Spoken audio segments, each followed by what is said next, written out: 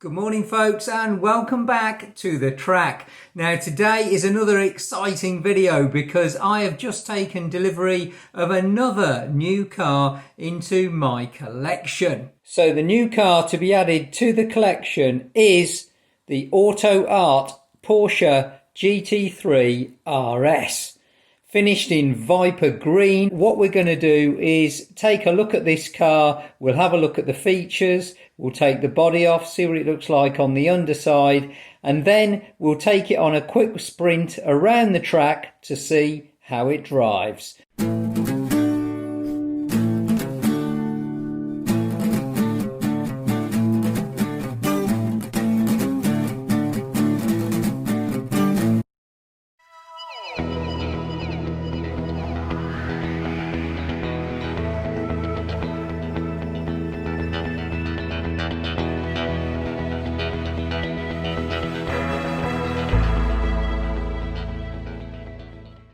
The reason I bought this car was because I was really wanting to get into the collection a Porsche 911 but in Viper Green.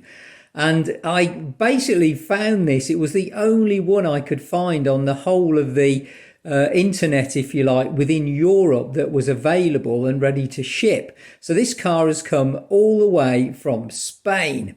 Now, it is made by a company called AutoArt, who are really renowned for die-cast models as opposed to slot car models. And their basic ethos is to get as much accuracy into the model as possible. And this is really no exception. I think you can see it's an extremely accurate model of the car. One thing worth pointing out here is that these headlights actually do work. We'll see that when we take the car on a sprint round the track. This bonnet vent here is a proper vent. It isn't painted on like on the scale electric cars. Really like the way they put the extremely tiny little Porsche badge on here. And of course we've got the Porsche logo on the front. And if we come round the side of the car here, now these wheels I understand, or I believe, are plastic. There really is very little to no detail about these slot cars. Unlike cars like NSR and Scale Electric, where they tell you what motors are in them, I can't seem to find anything about it. So I'm assuming that these wheels are in fact plastic. You can see it's got the GT3 RS down the side of it. Looks really nice. I love the way they've got the black wing mirrors going with the black wheels, and of course with the black rear spoiler. That looks really good. The details inside is really good as well with the driver, and you probably can't see this very well. I don't know how much the camera can pick up, but the seat inside there is actually the proper GT3 seats. I don't know whether you can see that, but those are actual GT3 seats. And then as we come down the side of the car here, you can also see, I love the way the wings, the wheel arches, I should say, come out on the side, beautifully proportioned. And as we come round the back of the car, just have a take a look round the back here. Of course, we've got the wing on the back there. We've got the GT3 logo just above the rear section there. Don't know whether you can see that. You've even got vents under here as well, just like the full-size car. Just inside the back window there, you have actually got the roll bars as well, fitted and painted exactly like the original car. It's also worth noting that these rear lights also work as well. So when the car's going around the track, these will light up, as we will see when we take it on a sprint around the track. Let's flip the car over. We're now going to have a look at the underside, and this is where things start to go downhill a little bit for this car, in my view. Having got the racer sideways Lamborghini and looked on the underside of that, this is not such a good quality view. We've got the braids there, which are pretty thin, but they're okay. Tyres very thin on the front, but they have got treads on them. If we go down towards the back here, we've got a magnet, which is a really strong magnet, but as you can see, it can be unscrewed from the underside of the car. So you haven't actually got to take the top off the car in order to remove that magnet. You can just unscrew it. Then as we look at the back of the car again, rear tyres pretty thin, but that gear wheel on the back, nylon gear wheel, doesn't look too good a quality to me, but you know, I'm sure it does the job. We'll find out in the next few minutes. So that's the underside. Before we take the body shell off, one point of note is this car only has 2 screws holding the body shell on. So let's get the body off this car and have a look and see what's going on inside. And as you can see, there is a heck of a lot of complex stuff inside this one, far more complex than the other cars that I have, the Scalextric and the Sideways. First thing to notice here is the way the motor's mounted. As you can see, it's a side-on motor, which is fine, but it's actually mounted at an angle. Don't know whether you can see that.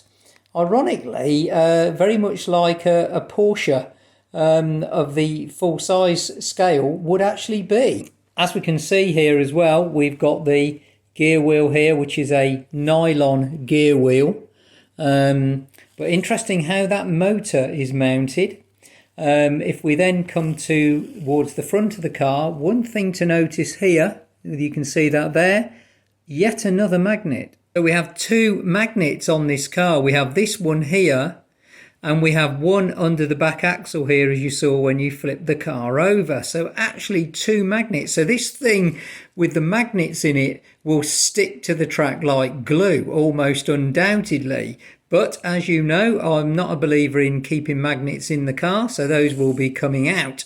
Also, a lot of complex wiring here, because what we have under here, of course, is the cabling that goes to power the front and rear lights. So there's a heck of a lot of stuff going on here. I would imagine that this underbody section of this shell here is adding quite a lot of weight as well to the car overall, which makes you wonder why you would have so many magnets on it.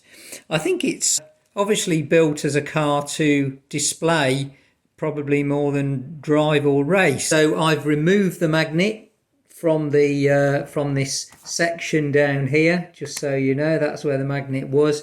That's come out so we can do a fair trial. I've now removed the magnet from the underside of the car as well as the inside of the car. Before I take this car for a quick sprint around the track, I thought it'd be interesting to compare it to the Scalextric edition of the Porsche 997 Endurance. As you can see, dimensions are pretty well the same. Very, very similar cars. They are pretty well the same dimensionally, although the wheelbase on the AutoArt one is slightly wider than the wheelbase on the Scalextric, or slightly longer, I should say.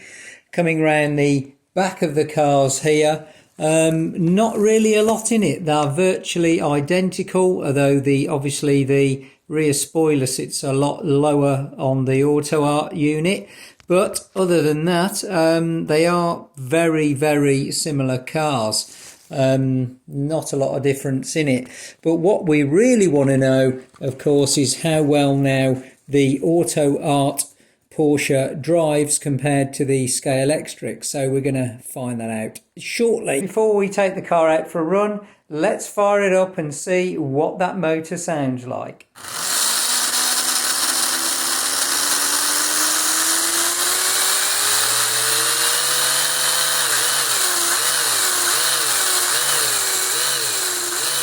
That's actually pretty good.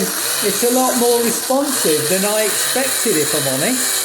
Although the motor does decelerate pretty quickly when you take your finger off the trigger. We come round the front here, we can see the headlights are on now, as you can see. And we've also got the rear lights on as well.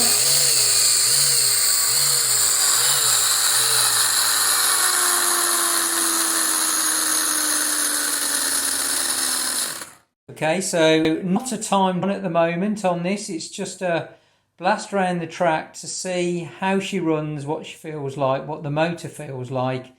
and how good the body sits on the track without any magnets. So here we go. So just going nice and steady at the moment, and I have to say, first thoughts, that motor is pretty smooth. In terms of the body though, I can see now why they put magnets on the front. I don't know if you can see this, I'll show you as we go down the straight. The front wheels are literally off the ground, so that's why that magnet was set at the front, because the wheels are virtually off the ground because of the weight of the motor at the back. So you can see why they would have put that magnet near the front to push that guide down. Now that we're starting to get some speed up, you can see that back end is starting to slide quite well.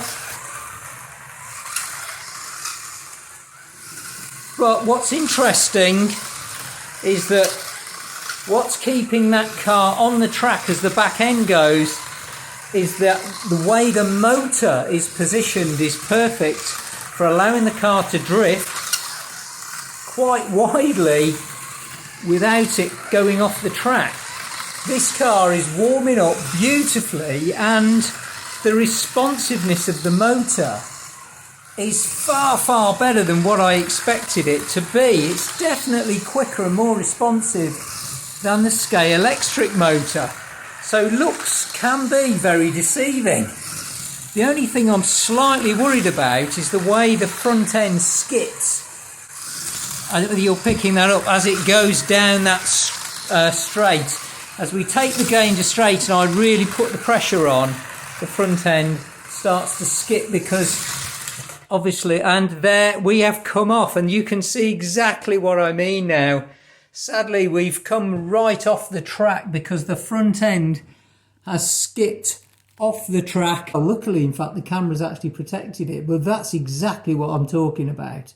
We've got the car back in again, flipped it over so I can show you what the problem is and why it's skipping so much. So these two little springs here, each side, that are underneath the guide rail, are pushing the guide down so hard that it's causing the front of the car to skip across the track. So that is the track test or initial test of my Porsche 911 GT3 RS. Mixed feelings about this car really. I really do love the colour. I love the detail that's gone into it. Not so keen about the lights because they don't really work properly. They only actually come on when you've got the power down, and then they sort of flicker on and off. So I probably will disconnect those in due course. The motor, fantastically responsive. Far better, in fact, than my scale electric version of a similar model car. And I really didn't expect it to be as good as it actually is. And not only that, the way the motor is positioned certainly helps the car grip the track, as certainly from the back end, as you take the corners, just like a real 911 would do actually. So that is pretty good. What I'm disappointed about is the fact that if you remove the magnets, the car literally skips along the track at the front end. And that's obviously, as you saw, caused it to come off the track. So I am going to do a track time, of course. We're going to lap test this car and see just how fast it can get around my track. That will be coming up in a episode very shortly, and we'll see how it compares to the scale electric version of the same model and how it stacks up against the other versions in the collection. So in the meantime, I hope you've enjoyed this little video. Remember, stay safe, have fun, and I'll catch you in the next one.